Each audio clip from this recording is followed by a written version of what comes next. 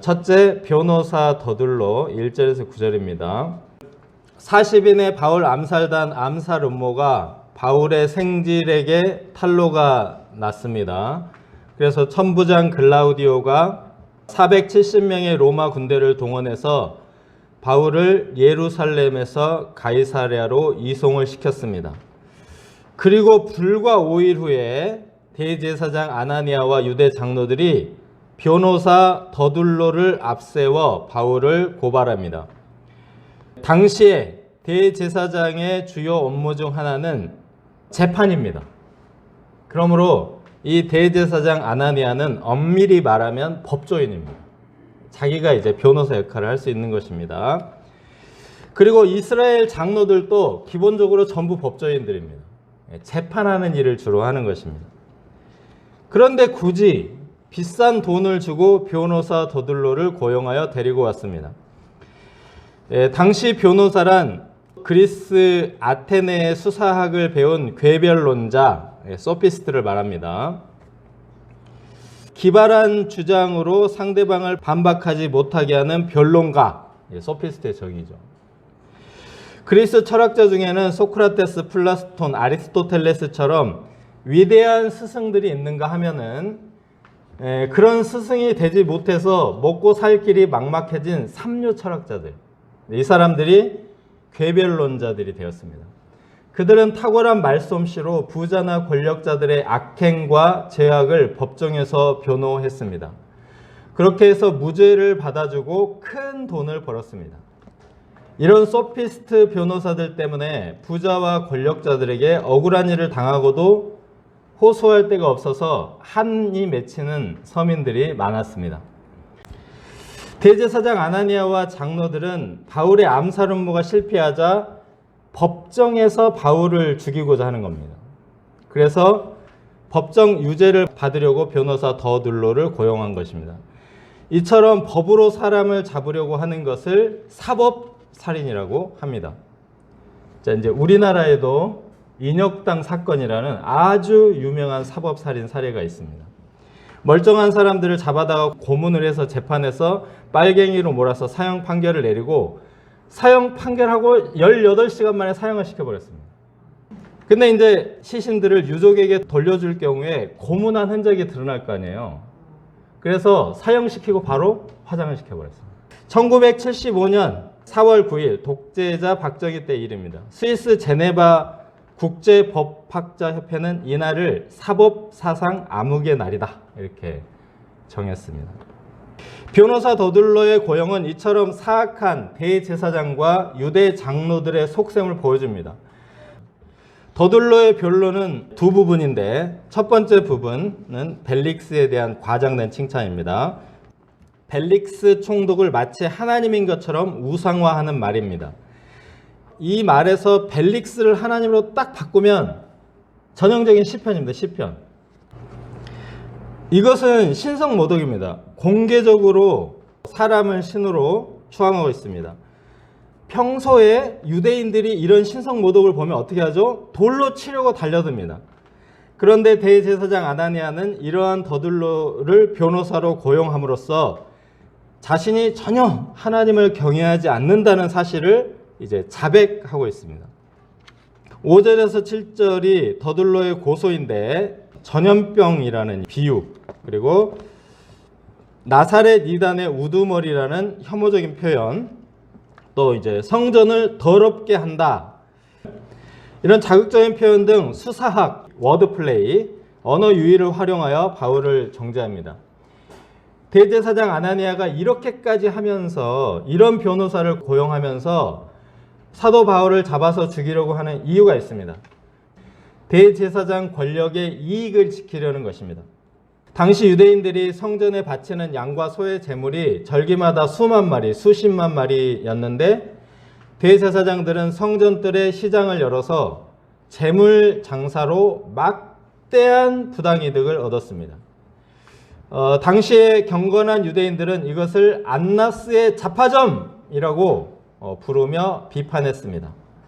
안나스는 아나니아의 할아버지 뻘 대제사장. 예수님께서 유일하게 물리력을 휘두른 사건이 바로 이 성전 재물 장사들을 노끈 채찍으로 몰아낸 것입니다. 게다가 사도 바울은 예수님의 십자가와 부활로 성전 제사 기능이 폐지되었다. 재물을 드리지 않아도 된다라고 가르쳤습니다. 그렇다면 재물 장사를 할 수 없게 될 것이라는 위협을 느낀 것입니다. 사실은 성전 재물 장사의 이권 때문에 사도 바울을 죽이려고 모든 수단과 방법을 가리지 않는 것입니다. 돈을 사랑함이 일만 악의 뿌리입니다. 세상의 많은 악행들이 물질에 대한 탐욕에 뿌리를 두고 있습니다.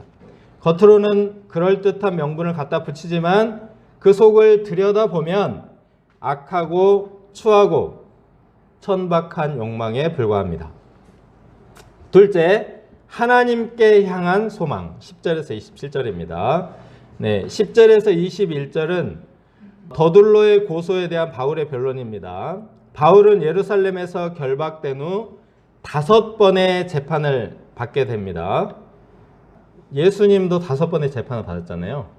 예수님과 같은 고난을 겪는다라는 의미입니다. 그 10절에 보면은 총독이 바울에게 머리로 표시하여 말하라고 합니다. 바울은 자신이 예루살렘에 올라온 지 12일밖에 되지 않았고 회당을 방문하거나 성전에서 전도한 적이 없다고 말합니다.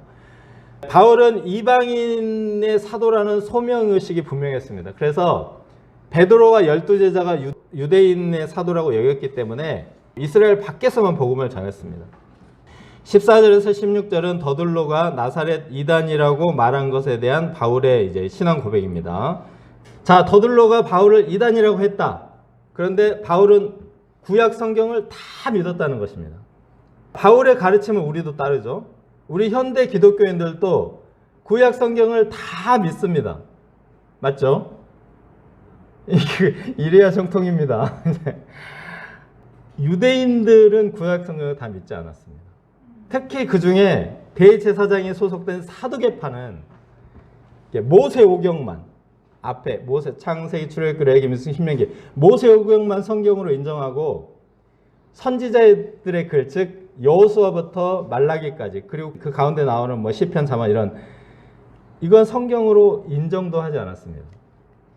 네, 이스라엘 조상들의 정통 신앙 중 하나는 부활의 소망입니다. 여기서 부활은 의인만 부활하는 것이 아닙니다. 의인과 악인의 부활입니다. 의인들은 상을 받고 영생하기 위해서 부활하고 악인들은 심판을 받기 위해서 부활합니다. 그래서 유대인들은 심판을 받지 않고 상을 받기 위해서 영벌에 떨어지지 않고 영생을 얻기 위해서 경건한 삶을 추구하고자 했습니다. 그러니까 유대인들의 경건한 삶의 방향은 뭐냐면 부활 때문이에요. 부활 때문에. 그래서 그들은 바벨론 포로로 끌려가서도 경건을 잃지 않기 위해서 회당을 짓고 안식일을 지키고 율법과 계명에 따라 경건하게 살기에 힘썼습니다. 회당 신앙은 부활 신앙의 뿌리예요. 사도 바울도 그러한 부활 신앙의 정통성을 갖고 하나님과 사람에 대해서 항상 꺼리낌이 없기를 힘썼고 그렇게 가르쳤습니다. 지난주 우리가 공부한 것처럼 그 사두개파는 부활 자체를 믿지 않습니다. 그들은 하나님 나라와 영생에 대한 소망이 없습니다. 그러면 그들의 소망은 어디 있을까요? 이 땅에 있습니다. 그래서 거룩하고 경건해야 할 성전 뜰에서 하나님께 드려지는 제물로 장사를 해서 돈을 벌기에 힘썼습니다. 사도 바울은 양심을 지키기에 힘썼고 대제사장들은 제물장사로 폭리를 취해서 돈을 벌기에 힘썼습니다. 누가 이단입니까? 예수님은 그들을 강도라고 비판하셨고 성전을 강도의 소굴이라고 규탄하셨습니다. 소망이 어디를 향해 있는가가 그 사람의 신앙과 삶을 결정합니다. 자, 여기서 의인의 부활도 있지만 악인의 부활도 있다는 사실에 주목해야 합니다. 자, 여기 이 말씀을 같이 읽어보겠습니다. 악인도 부활합니다. 악인들은 심판대 앞에 서야 하기 때문에 부활하기 싫을 것입니다. 그러나 하나님께서 심판하시기 위해서 강제로 부활시키십니다. 죽으면 끝이다라고 생각해서는 안 됩니다. 내일 죽을 터이니 먹고 마시자 라고 해서는 안 됩니다. 어차피 죽으면 끝이니 이 세상에서 돈과 쾌락을 누리기 위해 수단과 방법을 가리지 말고 살자. 큰일 날 생각입니다. 큰일 날 생각. 바울을 죽이기 위해서 변호사 더둘로를 고용하고 성전 재물장사로 막 이익을 챙기는 이 대제사장들. 하나님 앞에 가서 도대체 뭐라고 말하겠습니까? 악인의 부활은 대제사장과 변호사 더둘로에 대한 강력한 경고입니다. 또한 악인의 부활과 심판은 우리가 악인에 대해서 복수할 필요가 없다라는 사실을 말해줍니다. 우리는 종종 이렇게 생각합니다. 저 사람은 벌 받아야 돼. 그러다가 이제 그 사람이 벌 받지 않고 죽는다 그러면 나쁜 짓 다 해도 잘만 살다가 죽네. 이런 원망과 불평할 필요가 없다는 겁니다. 죽는다고 끝나는 것이 아니라 하나님께서 강제로 다시 살려서 심판하십니다. 그러므로 부활의 소망이 있는 사람은 악인의 심판을 하나님께 맡깁니다. 악인을 용서하고 악인을 위해 기도하고 구원받도록 전도할 수 있습니다.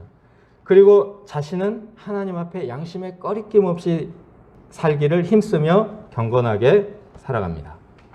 17절에서 21절은 부활신앙을 어떻게 삶에 적용했는가 여기에 대한 이제 변론입니다.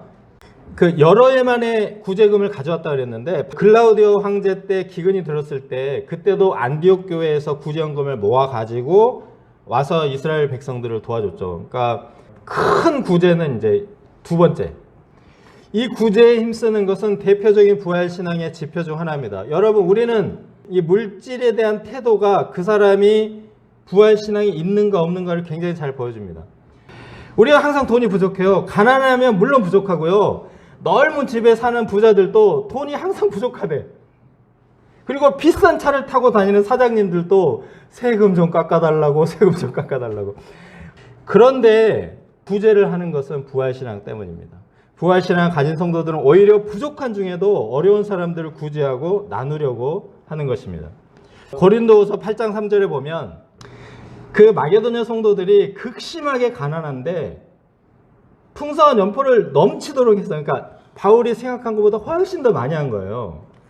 근데 그들한테 힘이 있는 대로 했고 어떤 사람들은 자기가 물질이 너무 부족한데 자기 경제적인 그 여유 이상으로 했다는 것입니다. 바울은 가난한 성도들도 예외 없이 구제연금을 하도록 도왔습니다. 부활신앙이 없는 사람들은 결코 할 수 없는 일입니다. 내일 죽을 터이니 먹고 마시자. 그러나 부활신앙이 있는 사람들은 내일 죽더라도 남을 돕자를 실현할 수 있습니다. 바울이 이제 반론을 했는데 더둘로가 더 이상 고발을 하지 못합니다. 증거가 없기 때문에 더 이상 고발이 없습니다. 그래서 바울의 재판은 무죄로 결론이 나고 바울은 석방되어야 합니다. 그런데 22절, 23절을 보십시오. 이 모든 내막을 알고 있는 벨릭스 총독은 판결하지 않고 재판을 무기한 연기해버립니다. 24절에서 25절을 보시면 벨릭스 총독은 이미 예수님의 도를 알고 있습니다.